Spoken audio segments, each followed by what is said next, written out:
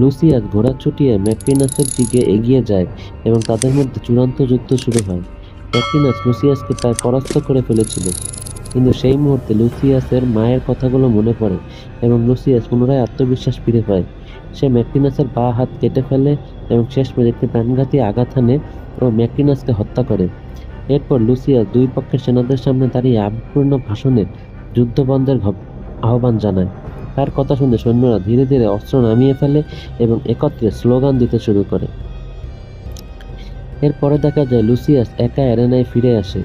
সে বালুর মধ্যে হাঁটু গেড়ে বসে ম্যাক্সিমাসকে উদ্দেশ্য করে কথা বলে এবং তার মা বাবার জন্য শোক প্রকাশ করে।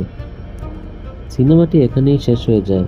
গ্ল্যাডিয়েটর 2 শুধুই একটি যুদ্ধের গল্প নয়, বরং সাহস, আদর্শ আর উত্তরাধিকার বয়ে নিয়ে যাওয়ার গল্প। তোমাদের যদি মুভিটা ভালো লেগে থাকে অথবা এই এক্সপ্লেন ভিডিও উপভোগ করে থাকো, তাহলে লাইক, শেয়ার, কমেন্ট আর সাবস্ক্রাইব করতে ভুলে যেও না। আবার দেখা হবে অন্য কোনো দুর্দান্ত সিনেমার গল্প নিয়ে। ধন্যবাদ।